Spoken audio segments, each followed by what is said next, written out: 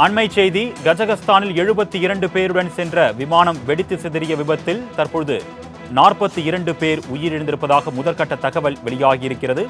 அண்மை செய்தியாக பார்த்துக் கொண்டிருக்கிறோம். இது குறித்த கூடுதல் விவரங்களை சிறப்பு செய்தியாளர் ஜீவபாரதி வழங்க நாம் கேட்கலாம். வணக்கம் ஜீவபாரதி, கூடுதல் விவரங்கள்.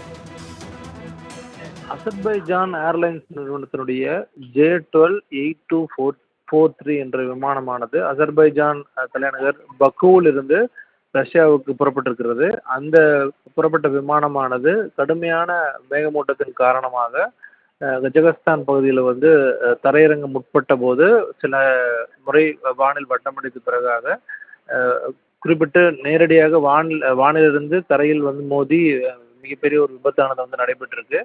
கிட்டத்தட்ட பயணித்த நபர்கள் அப்படின்னு சொல்லி பார்க்கும்போது 62 பேர் குறிப்பிடுறாங்க. அது போல அது மட்டும் இல்லாமல் அந்த ஏர்லைன்ஸ் நிறுவனத்தினுடைய பணியாளர்கள் அப்படின்ட்டு எல்லாம் சேர்த்து 72 பேர் அதில் பயணிச்சிருக்காங்க. அதில் 42 பேர் உயிரிழந்திருப்பதாக தற்போது உறுதிப்படுத்தப்பட்ட தகவலானது கஜகஸ்தான் நாட்டினுடைய அரசால் தற்போது அறிவிக்கப்பட்டிருக்கிறது.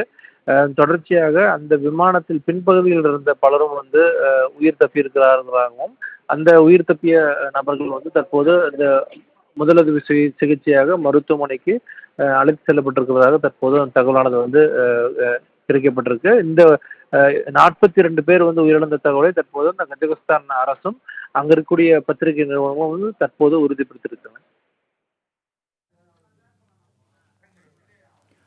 கூடுதல் விவரங்களுக்கு நன்றி ஜீவபாரதி.